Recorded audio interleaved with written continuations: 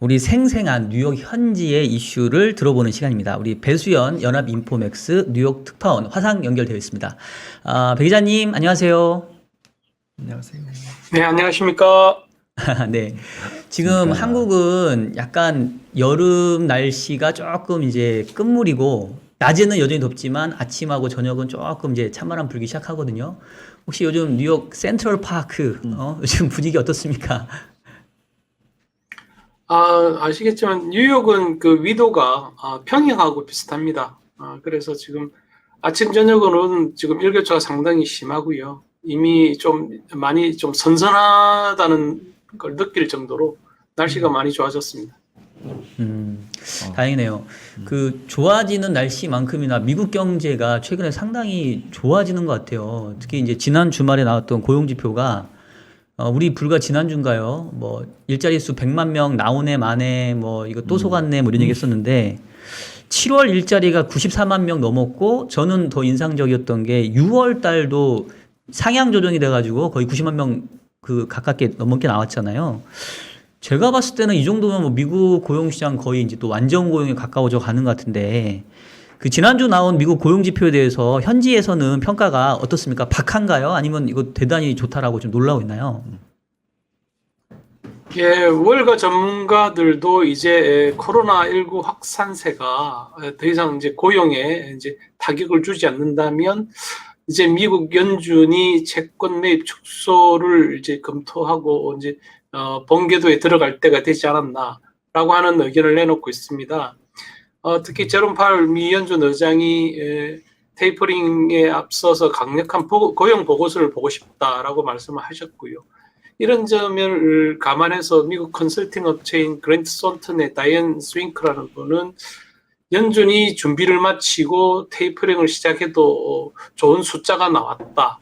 이제 테이퍼링은 코로나19에 달려있다. 연말께에는 시작할 것 같다라고 이야기를 했고요. 넷웨스트 마켓의 그 브릭스라는 분도 상당한 진전을 향해 계속 나아가고 있는 것 같다. 좋은 숫자다라고 평가를 하고 있습니다. 네, 지금 보면은 이제 계속 이 실업수당이 폐지가 되고 있지 않습니까? 이게 계속 실업수당이 있다 보니까 직장에 되돌아가지 않는 사람들이 좀 많았다라는 의견들이 있었는데 지금 50개 중에서 이제 절반 이상이 폐지를 했고 또 앞으로도 계속 이제 폐지가 될 거고 9월 첫째 주가 이제 완전히 이제 종료되는 그런 시기가 될 것 같은데 이렇게 되면은 고용 지표가 계속 좋아지는 게 맞나요? 네, 그와 관련해서 그동안 사실 이 부분에 대해서 별로 언급이 없었던 골드만삭스, 글로벌 최고의 금융기관인 골드만삭스가 드디어 보고서를 내놓았습니다. 9월에는 고용이 100만 명을 넘었을 것 같다는 게 골자인데요. 골드만삭스가 미국의 고용이 예상보다 빠르게 회복하고 있다. 그래서 지금 올해 말에 실업률은 한 4.1%까지 낮아질 수 있다. 그리고 9월에 100만 명을 포함해서 올해 전체로 보면 신규 고용이 한 350만 명 정도 늘어날 것으로 예상을 했고요. 지금 이와 관련해서 지금 연준이 그동안 그 완전 고용으로 생각하는 3.5%의 실업률을 달성하는 시기를 2023년으로 잡아놨었는데 골드만삭스는 좀 빨라질 수 있다. 그래서 이게 내년 말쯤에는 50년의 최저치까지 기록했던 팬데믹 이전 수준을 회복할 수도 있다라고 하는 게 골드만삭스의 그 견해인 것 같고요. 그리고 말씀하신 것처럼 골드만삭스도 그 실업수당이 고용에 상당한 영향을 미쳤다고 골드만삭스는 분석을 하고 있습니다. 그래서 지금 강한 그 고용시장의 강한 수요가 결국은 이 실업수당하고도 좀 연계가 돼 있어서 이 부분은 분명히 영향을 미칠 것이다 라고 분석을 했고요. 다만 전문가들은 이제 그 델타 변이 확산을 가장 큰 우려 요인으로 보고 있습니다. 특히 7월 고용 지표에는 아직 델타 변이 바이러스의 그 영향이 파장이 반영되지 않은 게 아니냐 하는 그런 전문가들의 의견도 있습니다. 옥스퍼드 이코노믹스의 바우스르라는 이코노미스트는 델타 변이 확산이 그 근로자들의 재취업 의지를 약화시킬 수도 있다. 그리고 노동부가 지금 집계한 이 고용 데이터에는 7월에 그 델타 변이 바이러스가 확산됐던 파장은 반영되지 않았을 수 있다라고 지적을 하고 있습니다. 네, 지금 뭐 채팅창에서 조금 생생한 질문을 좀 해달라 하니까 갑자기 제가 질문을 조금 내용을 바꿔가지고 그 기자님 괜찮으시죠? 제가 지난주부터 계속 돌발 질문 드리는데 네. 지금 말씀 주신 것처럼 최근 고용지표 잘 나온 거는 델타 변이 확산을 좀 반영 안 된 것 같기도 하고 그다음에 뉴스 보니까 미국의 일일 확진자 수가 다시 10만 명을 지금 넘어간 걸로 알고 있어요.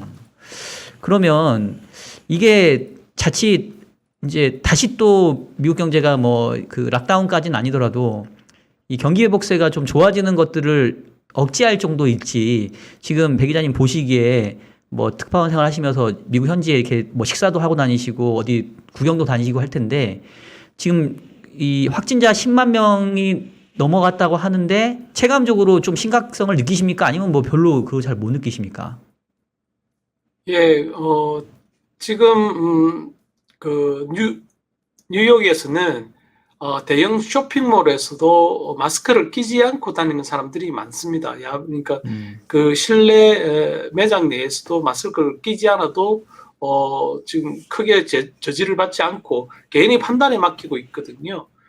그럴 정도이니까 델타 변이 확산에 따른 우려가 팬데믹 초기에 비해서는 그렇게 크지 않은 것 같고요.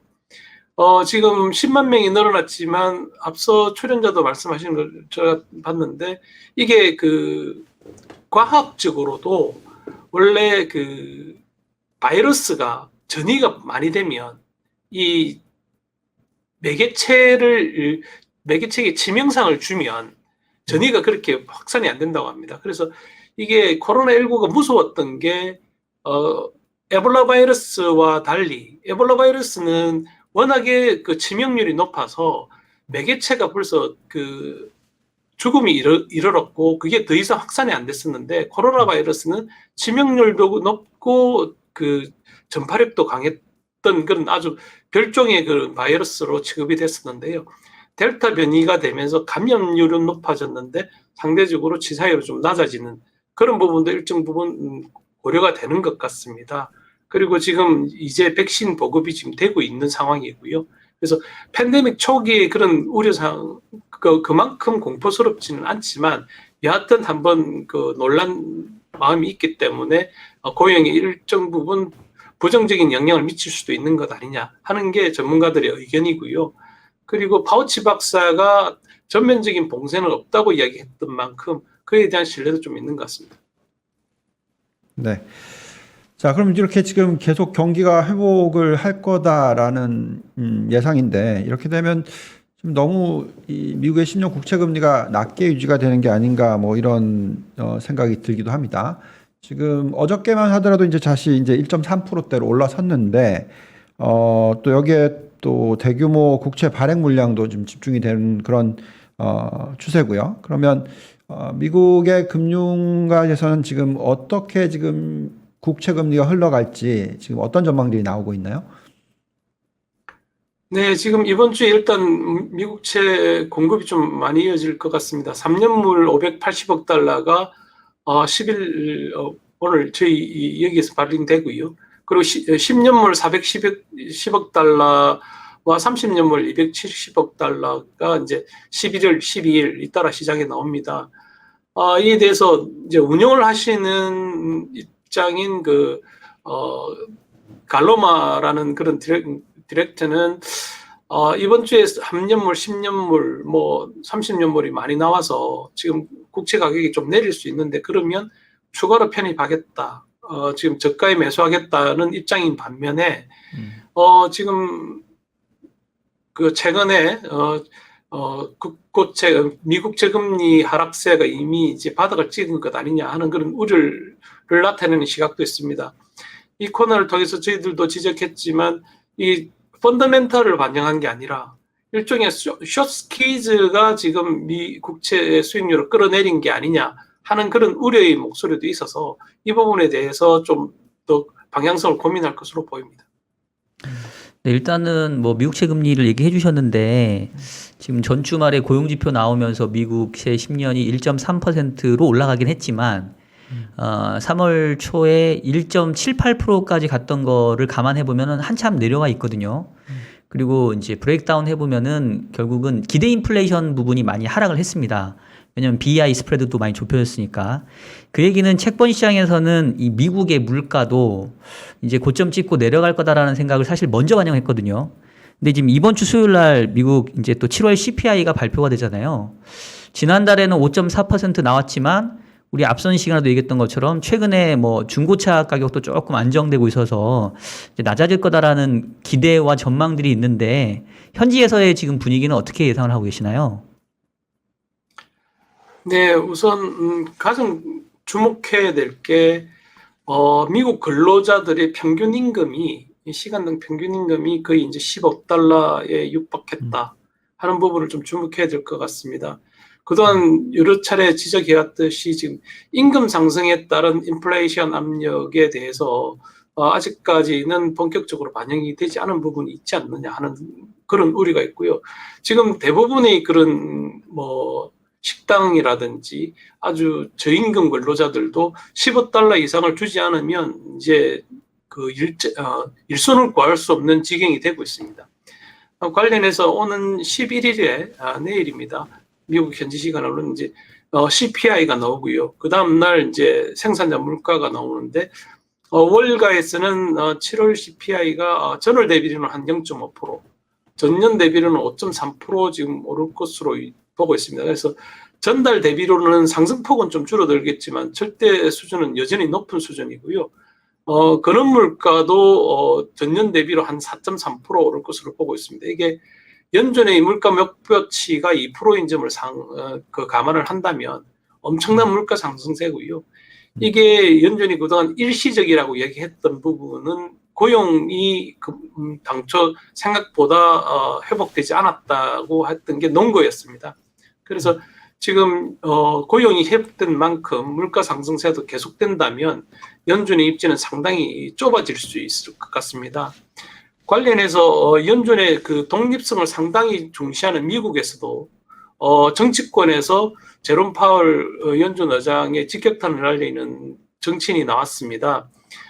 민주당인데요, 그것도. 민주당에서도 보수 성향을 좀 보이는 조 맨친이라는 상원 의원이 있습니다. 이분이 연준의 부양책이 너무 과도해서 경기 과열은 물론이고 인플레이션으로 좀 이어지고 있다. 그래서 지금 테이퍼링에 나서야 된다라고 지금 촉구를 했는데 이 조 맨친이라는 사람을 좀 주목할 필요가 있습니다. 이분이 일개 의원이 아니고 지금 50대 50으로 나눠진 그 미 상원의 의석 분포에서 상당히 그 큰 캐스팅 보드를 지금 그 버튼 활용 행사하는 분이거든요. 심지어는 조 바이든 대통령이 이 맨친 의원의 부인을 연방 고위직에 지금 앉히기도 했습니다. 일종의 달래기였는데요. 조 맨친 의원의 부인을 애팔라치아 지역 13개 주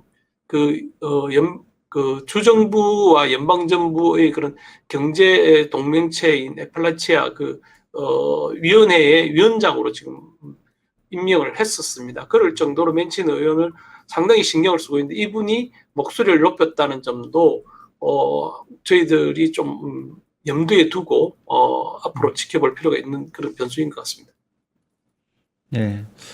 지금 전반적인 내용 들어보면은 확실히 그 전반적으로 물가 상승이라든지 기본적인 경기 회복이라든지 고용이라든지 대부분이 다 지금 정상화가 좀 빠르게 예상보다 되고 있다 이런 쪽으로 가고 있는 것 같아요.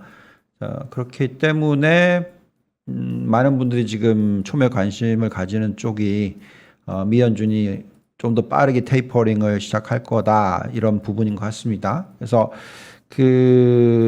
또 이 테이퍼링이 일어나면은 어떤 시장에 영향을 미칠지 하는 걱정 뭐 이런 부분들도 있을 것 같은데요. 지금 페드 위원들 발언들이 좀 계속 나오고 있는 것 같은데 이번 달 말에 잭슨 홀 미팅 예정되어 있고 또 어떤 분들이 좀 연설을 하게 될지 그리고 우리가 또 이런 미팅에서 어떤 거를 얻을 수 있을지 이런 부분 좀 정리를 좀 해주십시오. 네, 이번 주에는 마침 그 연방준비은행 연은 총재들의 발언이 잇따라 예정되어 있습니다. 이미 전날 리치먼드 연은 총재가 발언을 했고요. 토마스 바킨이라는 리치먼드 연은 총재는 테이퍼링을 향한 진전이 이루어지고 있다. 그리고 델타 변이에 따른 고용 위축도 없었다라고 하는 내용을 골자로 발언을 했습니다. 지금 그 그러니까 고용에 대한 수요, 노동 수요가 계속 증가하고 있어서 고용이 상당히 괜찮은 형태로 흘러가고 있다. 그리고 지금 인플레이션 기대치가 목표치에 근접하고 있다. 그래서 물가 측면에서 연준은 테이퍼링 벤치마크를 향한 그런 상당한 진전을 이뤘다라고 평가를 했고요. 같은 날 그 라파엘 보스틱 애틀랜타 연은 총재도 고용 개선의 속도를 현 상태로 유지한다면 테이퍼링이 가능하다라고 하는 골자로 말씀하셨습니다. 그리고 분명히 꼭 집어서 지난달에 94만 3천 개의 일자리가 추가됐다는 점을 상당히 긍정적으로 평가한다고 말씀하셨고요. 지금 보스틱 총재는 인플레이션이 이미 연준의 2% 목표치에 도달했다고 평가하면서 지금부터는 이제 물가를 모니터링하면서 2022년 말까지 금리 인상 요건을 충족할 수 있을 것이라고 지금 내다봤습니다. 이와 관련해서 이제 시장은 이제 잭슨홀 심포지엄을 좀 많이 주목하게 될 텐데요. 투자자들도 이제 잘 아시겠지만 잭슨홀 심포지엄은 원래 캔사스시티 연방준비은행이 주최하는 연례 이제 경제 정책 토론회를 지칭합니다. 이 토론회에 그 글로벌 주요 중앙은행 총재들이 오셔서 심포지엄을 여는 덕분에 유명해졌는데요. 이래서 지금 잭슨홀 미팅에서는 사실 그동안 아주 굵직한 그런 대형 통화정책 이슈가 많이 제기되어 왔었습니다. 글로벌 금융위기 직후였던 2010년, 그 벤 버냉키 당시 페드 의장이 양적 완화에 대해서 언급을 하셨고요. 그리고 2012년에도 3차 양적 완화 시행 가능성을 시사하면서 페드의 통화정책에 대한 그 시사점을 상당히 많이 남겼습니다. 가장 최근에는 그 제롬 파월 연준 의장도 그 유연한 형태의 평균 물가 목표제라는 아주 신박한 통화 정책을 새로 소개한 게 바로 잭슨홀 심포지엄이었습니다. 이제 투자자들도 다 아시겠지만 평균 물가 목표제라는 건 물가가 일정 기간 이제 기준의 연준의 목표치인 2%를 넘어도 감내하겠다는 그런 의미입니다. 그래서 지금 원래는 통화 정책이 선제적인 걸 최고의 덕목으로 삼았는데 이제 후행적인 그런 통화 정책을 채택하겠다는 그런 아주 기념비적인 선언이었습니다. 이걸 잭슨홀 심포지엄에서 공개를 했기 때문에 이번에도 테이퍼링 일정이 잭슨홀 심포지엄에서 나오지 않겠나라고 하는 일부 기대는 여전한 것 같습니다. 네, 조금 통화 정책 관련해서 조금 추가 질문 좀 드릴게요. 그 원래는 약간 컨센서스는 뭐 잭슨홀 미팅에서 테이퍼링에 대한 뭐 운 떼우고 9월 FOMC에서 테이퍼링 공식 발표하고 내년 1월부터 실제 테이퍼링 들어가서 지금 매달 1,200억 달러씩 사주고 있으니까 매월 100억 달러씩 딱 줄이면은 내년 말 가면 딱 끝나는 약간 이렇게 딱 떨어지는 스케줄을 생각했던 것 같은데 최근에 아무래도 뭐 고용지표 잘 나고 하니까 매파들이 지금 목소리를 높이고 있잖아요. 그리고 어떤 분인지 몰라도 테이퍼링 속도 좀 빨리 해야 된다. 그러니까 빠른 시간 안에 양적 완화를 끝내야 된다. 뭐 이런 주장도 지금 나오고 있는 것 같은데 어떻게 보시기에 실제로 테이퍼링 시기도 그렇고 이 기간도 좀 단축될 가능성을 우리가 좀 어느 정도 좀 염두에 둬야 될까요? 그와 관련해서 내년도 그 FOMC 연방공개시장위원회에서 그 의사권을 행사하는 위원들의 구성이 달라진다는 점을 하나 염두에 두셔야 될 것 같고요. 내년에는 매파 의원들이 대거 결정권을 갖게 된다는 내용을 저희들이 이미 보도한 바 있습니다. 아울러서 지금 연준 위원들이 최근 그 발언 수위가 최근 들어서 상당히 높아졌습니다. 앞서 말씀드린 애틀란타 연은 총재라든지 리치몬드 연은 총재라든지 당초에 좀 조심스러운 행보와 좀 애매모호했던 발언에서 아주 명징한 발언으로 지금 발언 수위를 높이고 있습니다. 그리고 시카고 연은 총재, 캔사스시티 연은 총재 이 발언도 이번 주에 계속 잇따라 나올 것으로 보여서요. 이 부분에 대한 그런 향후 방향성을 가늠하는 데 참고가 될 것 같고요.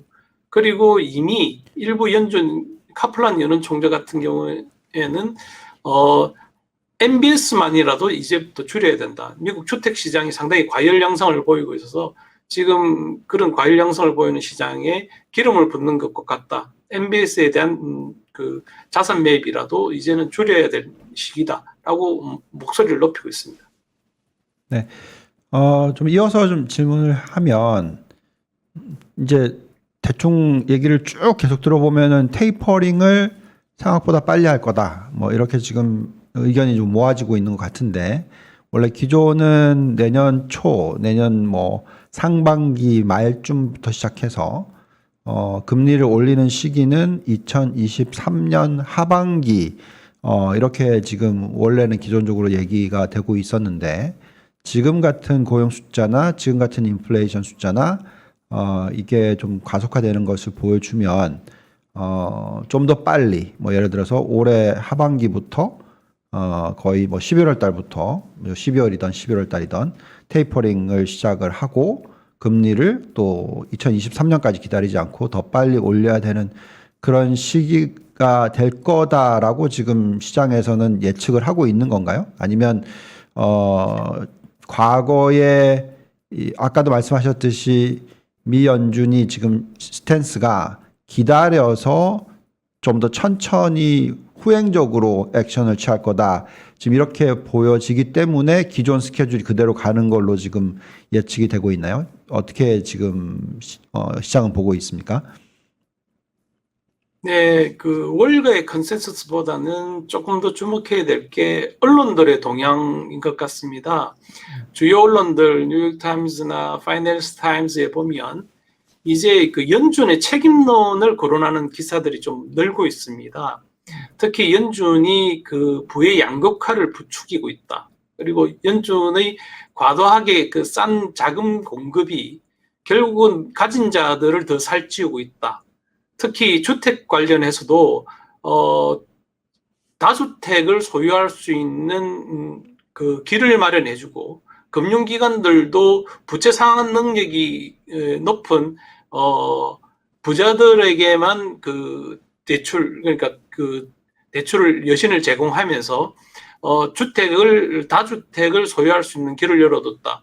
이게 결국은 그들에게 세금 혜택까지 제공하는 결과로 이어지고 있다. 이런 아주 좀 약간은 그동안 보지 못했던 다소 정치적인 이슈까지 끌어들이는 그런 기사들이 늘고 있습니다.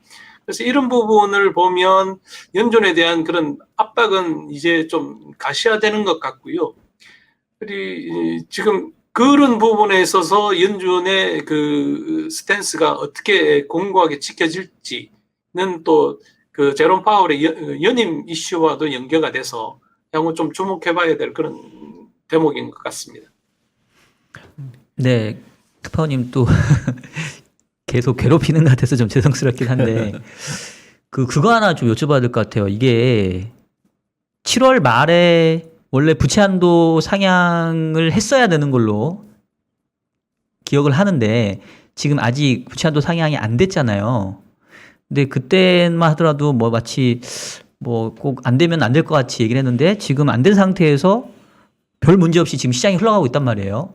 그것도 국내에 있는 참가자들은 뭐 그냥 그런가 보다 하고 있는데 혹시 좀 그거 알 수 있나요? 지금 부채 한도 상향을 안 한 상태에서 뭐 기존에 가지고 있는 보유 현금으로 충당을 하고 있는 것 같은데 적어도 언제까지는 데드라인으로 이 부채 한도 상향을 해야 되는지 그리고 혹시나 지금 분위기가 부채 한도 상향이 여야 간에 합의가 안 돼서 안 될 가능성은 없는지 왜냐면 이제 과거에는 이 부채한도 협상 실패해가지고 막 셧다운도 몇 번 있고 했잖아요. 그래서 혹시 그럴 가능성은 없는지 어떻게 보세요? 네, 셧다운 이슈하고 부채한도 협상하고는 조금 다른 것 같습니다. 셧다운은 그 예산안이 제대로 처리가 되지 않았을 때였던 것 같고요. 일단은 부채한도 협상이 9월 말까지는 제대로 마무리를 짓지 못할 것으로 보입니다. 옐런 재무장관께서 그렇게 호소를 했지만 정치인들은 지금 이제 사실상 방학에 들어갔고요.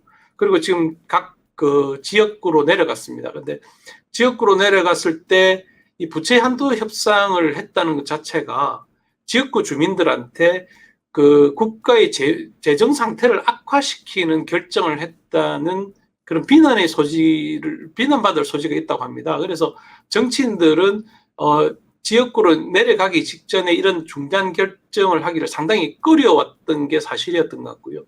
그런 점에 비추어서 상당히 긴박하긴 하지만 아마 정부 쪽에서도 미국 정부 쪽에서 그런 사정을 감안해서 휴회 기간이 끝나고 나면 본격적으로 협상이 이루어지지 않겠나 하는 기대가 좀 있는 것 같고요. 설사 그게 무산된다 하더라도 예전에 저희들이 한번 미국이 거의 디폴트로 가서 국가 신용 등급이 하락했지 않습니까? 하락했을 때도 그렇게 큰 충격은 없었다는 그런 학습 효과도 좀 있는 것 같습니다. 네. 자, 그럼 지금까지는 뭐 계속해서 경기, 금리, 테이퍼링 이런 쪽으로 얘기를 쭉 해왔는데, 과거에도 미 연준이 테이퍼링에 대한 얘기를 아마 2015년도에 하고 나서 시장이 좀 제법 흔들리기도 했었죠. 근데 지금 그때 학습 효과가 있고 나서는 테이퍼링이 일어난다 하더라도 시장이 계속 상승을 할 수 있지는 않을까요? 뭐 이런 생각이 들긴 하는데 테이퍼링에 대해서 어느 정도로 지금 시장이 두려워하고 있다고 느껴지십니까? 그런 부분은 전문가들께서 말씀해 주시는 게 훨씬 더 타당할 것 같고요. 제가 뭐 그런 부분까지 코멘트할 거는 아니고 다만 전문가들은 지금 그 테이퍼링의 그 당위성에 대해서 지금 계속 얘기를 하고 있습니다. 지금 미국 주택 시장이 상당히 과열된 양상이 쉴러 교수는 내가 이런 주택 시장을 본 적이 없다고 말할 정도이고요. 지금 일부 자산에는 상당한 버블이 있는 게 사실이지 않습니까?